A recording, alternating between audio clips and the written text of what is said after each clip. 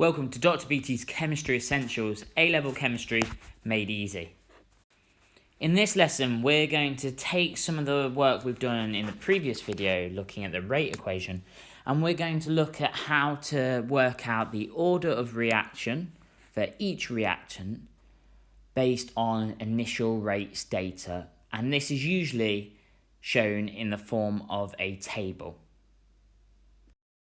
So just a very quick recap in case you haven't been watching the previous video before watching this one.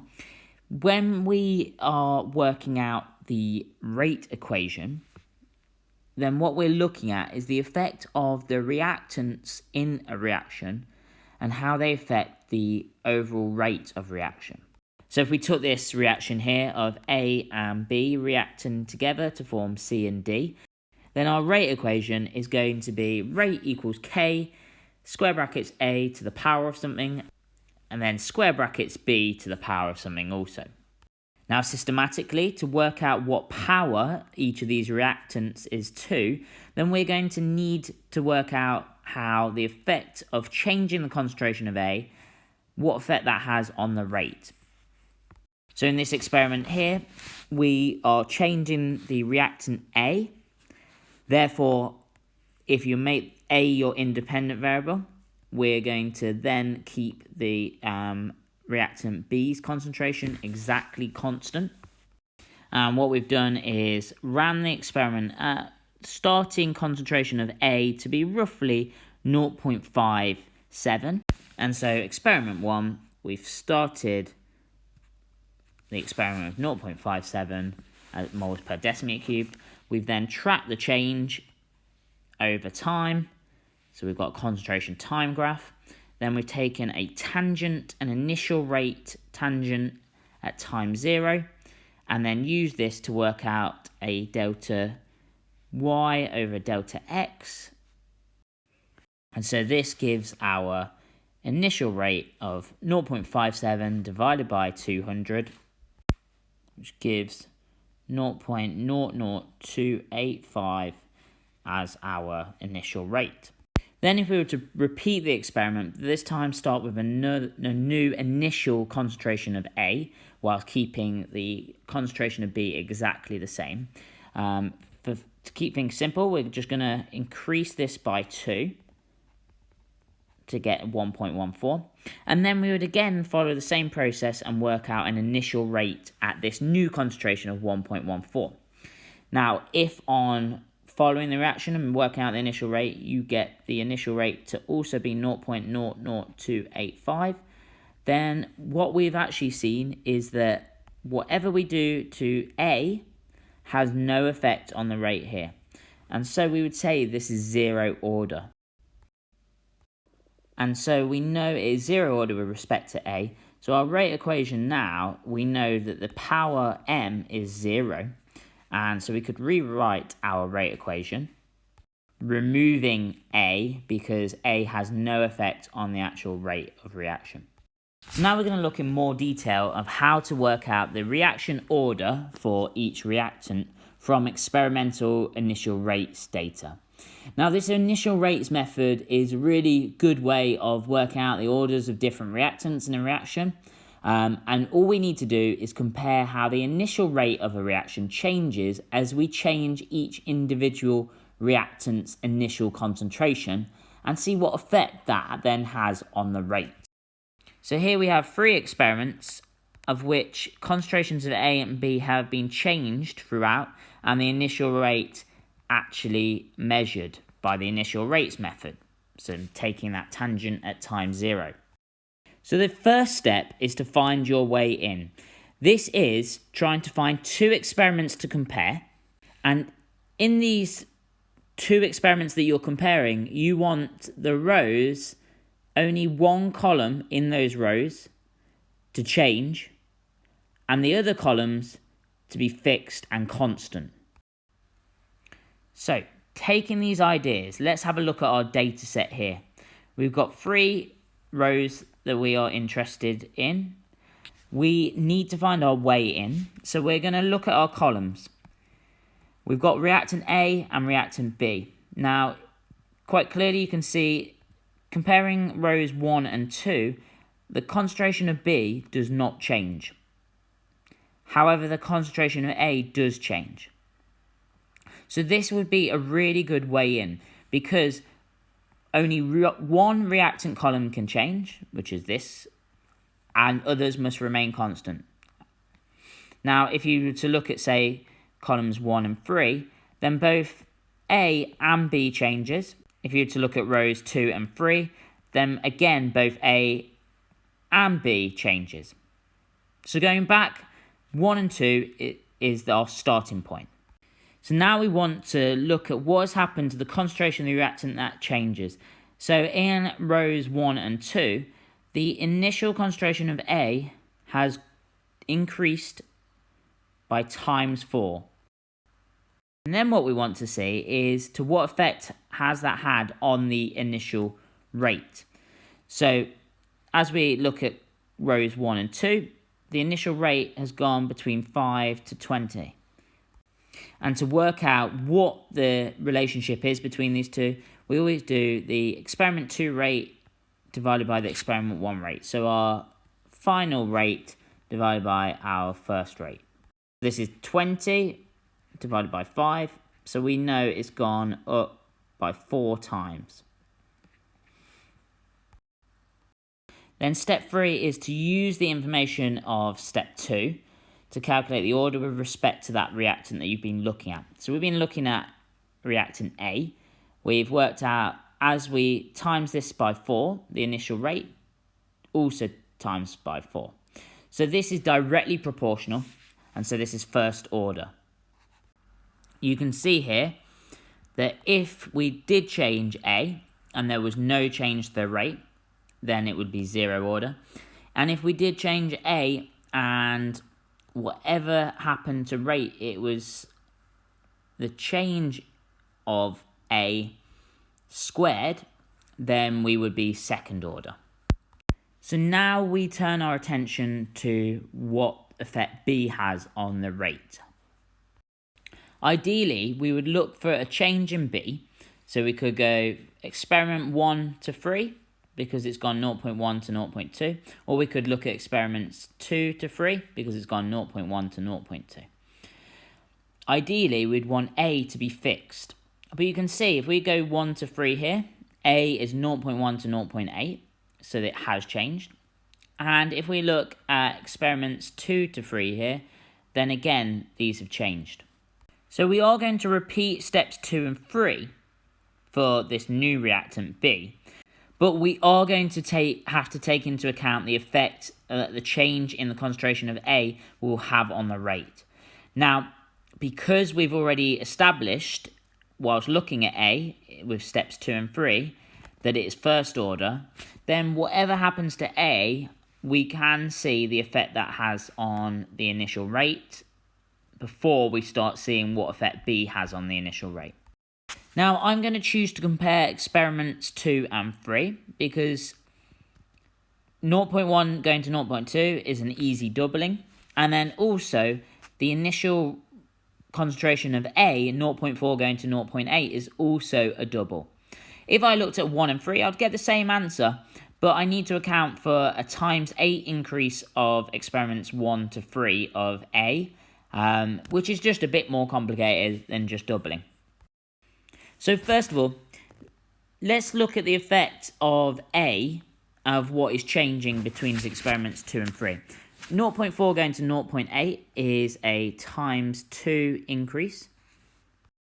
So knowing from the blue workings out that it's first order, what we'd expect to happen to the initial rate if only A had an effect on the initial rate is this 20 would also proportionally, because it's first order, also increase by doubling. So it should be 40. So now we turn our attention to the fact that what is happening to the concentration of B going from experiments 2 to 3. So we can see going from 2 to 3, we're also doubling the initial concentration of B. So our job is to see the effect of A gave this value to be 40. Well, what effect does doubling the initial concentration of B have on the rate? So we're looking at the relationship between 40 and the actual rate that was measured, 80. So we're going to do 80 divided by 40. This tells us that we've had a double also. And that red arrow there and this value of doubling and how it links to what's happened in the initial concentration of B tells you to what order it is with respect to B. So we can see if we've times 2 here and also times 2 here, then we've got a proportional first order of reaction with respect to B. And so now we've identified that the order with respect to A is first order, the order with respect to B is also first order, so we can generate a rate equation based on this initial rates data as rate equal the rate constant with A to the power of 1 and B to the power of 1. So that will be our rate of reaction for this reaction here. What's really important to note is the molar ratios or the stoichiometry of the reaction have no relationship to the order of the reactants when we're presented with the full symbol equation. So just because there's a 2 here, do not get into the habit of thinking that that would mean that B is to the second order or B squared. Let's have a look at another example here. Here we've got our 3 reactants and 3 initial concentration columns. We're going to have a look at different experiments and the initial rate has been measured using the initial rates method. Okay, so you can pause the video here and try and use the principles that we've looked at in the previous example. Otherwise, we're going to look through this step by step and think about the approach that we've used previously in exactly this situation. Okay, so we're looking for our weigh-in first of all. And remember, we said that the weigh-in is looking for 2 rows to compare against, so 1, 2, 3 or 4, where one of these columns out of the 3 reactants changes, but the other 2 are fixed. This will always be the case with any question. Pause the video now and see if you can see this. Hopefully you can see that looking at experiments 1 and 2, that these columns here are fixed values of concentration of CO and O2, whereas the NO, the nitrogen monoxide, has changed. No other combination of rows will allow you to isolate just one reactant on its own. So we're going to look at how nitrogen monoxide changes. So we're going to look at experiments 2 to 1. And what we can see is that here we are doubling the concentration of nitrogen monoxide. And if we have a look at what is going on compared to the rate, then we're going to look at our final rate, 0.16, and what we started with in experiment 2, 0.04. And we can see that this is a 4 times increase, which is the same as taking the increase here and squaring it. And so we know that this is second order with respect to NO. Now we're going to look for one of the other reactants, either carbon monoxide or oxygen, and see if we can find, to make life simple for ourselves, a set of experiments where both the nitrogen monoxide and the oxygen is fixed. Pause the video now and see if you can see this.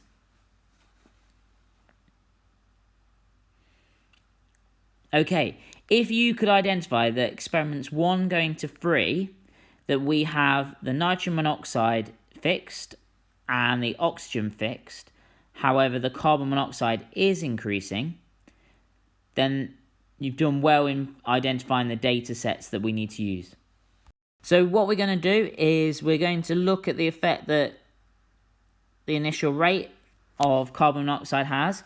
So we can see we've doubled the initial carbon monoxide concentration. Then we turn our attention to the rate and we compare the 0.16 to the 0.16. You can see there's been no change in the rate. And so because we've had a change here and no change here has occurred, we know it must be zero order with respect to the carbon monoxide. Now, our final reactant that we need to work out to which order it is the oxygen here. Now, because we know some information about the effect nitrogen monoxide and carbon monoxide has on the rate equation, we can take into account any effect that any increase or decrease in these concentrations will have. So all we've got to do is think about which of these experiments to compare against, because we can take into account the effect that nitrogen monoxide and carbon monoxide has. Now, we could compare, say, experiments 3 to 4, because there's been an increase, but then we would need to take into account the effects of two changing variables here, so that's quite complicated. However, if we look at experiments 1 to 4, we can see that the carbon monoxide is unchanged, so we don't need to take into effect carbon monoxide's effect on the rate. And the nitrogen monoxide is a nice doubling of the initial concentration. And so, to make your life simpler for yourself, ensure that you look at all the data and that you see about just trying to change least amount of concentrations as possible. So we're going to compare experiments 1 to 4, and you can see here that our concentration of O2 has doubled, and also our concentration of NO has also doubled. So what we're going to do is, first of all, use the information from our first bit of deduction to work out what effect that will have on experiment 1's rate. So experiment 1's rate is 0.16, and as the nitrogen monoxide initial concentration has doubled, we expect, because it's second order with respect to the NO, for this 0.16 to increase by times 2 to the power of 2. And this is because it's second order, so as this doubled, we square it, and that's equal to times 4. And so 0.16 times 4 gives us 0.64. So we've accounted for the effect of the increase in NO. We can see that the initial rate is also 0.64. So we can see that doubling O2 has had no effect compared to the effect of the nitrogen monoxide on the initial rate. So there's no additional effect here, so it must be zero order with respect to O2. And so we can use these three different pieces of information and the relationship that we've worked out to deduce a rate equation for this reaction. And that rate equation is rate constant to the nitrogen monoxide concentration squared. And obviously, because CO and O2 were found to be zero order, these don't appear in the rate equation because they have no influence on the actual rate of reaction.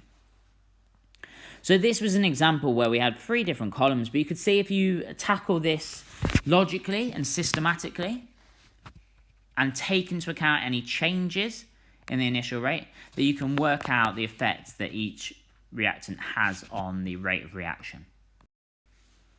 Okay, so using these principles so far, I want you to pause the video here and try this past exam question that uses an initial rates data table and asks the students to basically show that the rate equation is first order with respect to hydrogen peroxide, first order with respect to the iodide, and zero order with respect to the H plus acid concentration.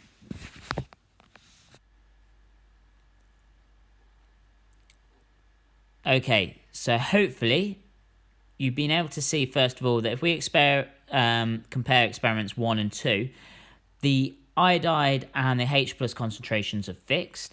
The hydrogen peroxide doubles, and what we actually see is we see a change in the initial rate.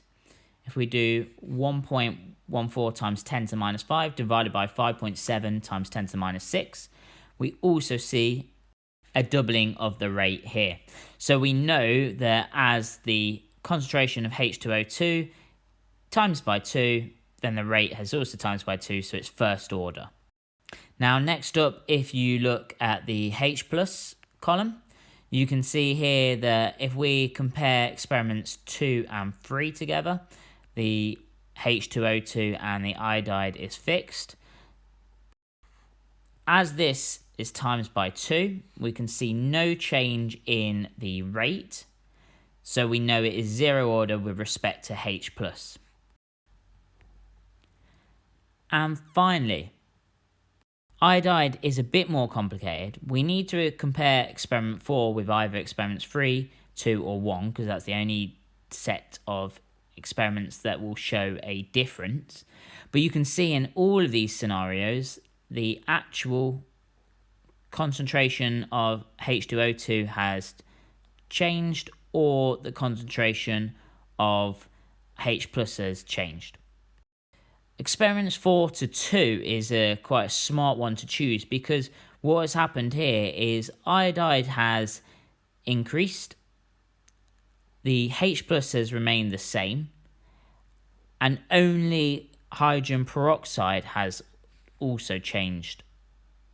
So looking at experiments 2 to 4, we have a doubling of the iodide. We also have a doubling of the hydrogen peroxide, and there is no change in the H plus. So first of all, we're going to account for the doubling of the hydrogen peroxide on the initial rate of 2 going to 4. So as we know, hydrogen peroxide is first order. We're going to take that initial rate in experiment 2, and as we've changed this and doubled it on this side, we're going to see what 1.14 times 10 to the minus 5 is. So the value we should get, if only hydrogen peroxide had an influence being first order, is a doubling of the rate here to be 2.28 times 10 to the minus 5. But we can see that the actual rate of reaction that we measure is 4.56 times 10 to the minus 5. So what we're going to do is see how this actual measured rate relates to the effect that hydrogen peroxide has on the rate. So we're going to do 4.56 times 10 to the minus 5 divided by the 2.28 times 10 to the minus 5. And if we put that into the calculator, we can see that this is twice the amount. Now, it's this value here that we know is the effect that iodide concentration has on it. And if we go back, we understand that as we went from experiments 2 to 4, it was a doubling, a times 2. And so the fact that this rate into this rate is also by 2 shows that these are proportionally related, and so we know it's first order with respect to iodide I minus.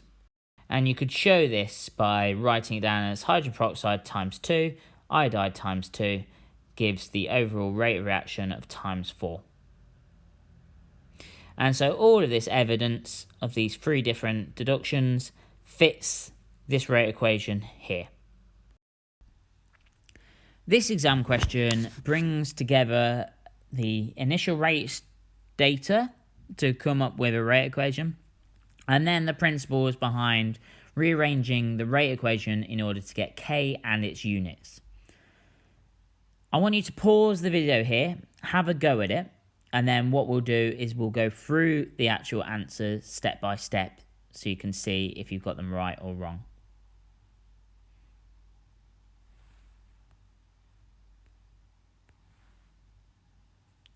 Okay, if you got this answer, then you've done the correct calculations. Now, in order to work out both of these questions, what you needed to do was look at the data table and come up with the actual rate equation. So if we looked at experiments 1 to 2, we can see we've doubled the iodine monochloride concentration, whilst the hydrogen concentration has been fixed.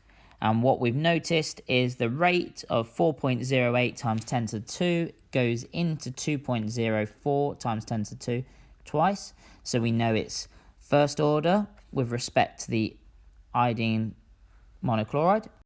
With this bit of information, we can then start to look at the effect that hydrogen has.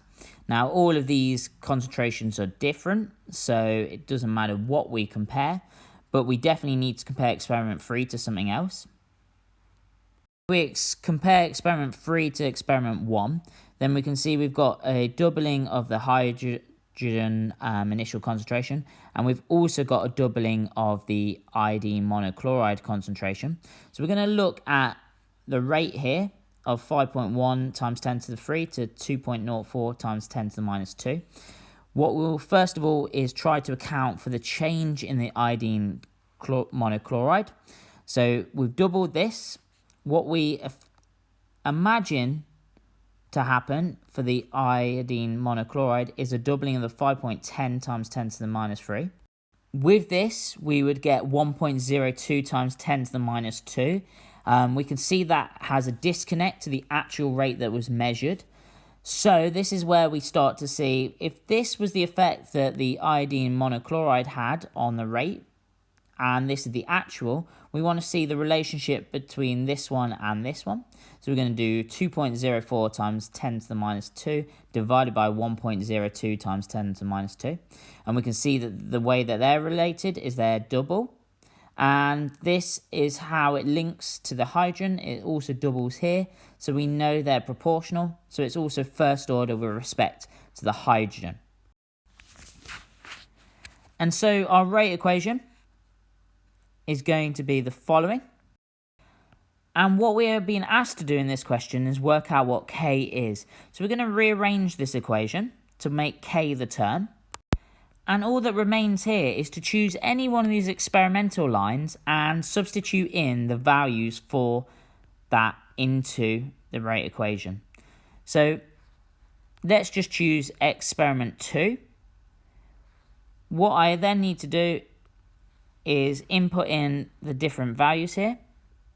So the rate is 4.08 times 10 to the minus 2. So that goes on the top of the fraction. And then concentration of the hydrogen and the concentration of the iodine monochloride goes on the bottom. They're both first order, so we don't need to multiply those. If it was second order, we'd need to square the concentrations. Then when we do this calculation, we get 0.163. In terms of the units of rate are given here, and our concentration on the bottom, we've got 2 lots of mole decimeter cubed, so it's mole 2 dm minus 6. These cancel each other down to give you s minus 1 on the top, mole 1 and dm minus 3 on the bottom.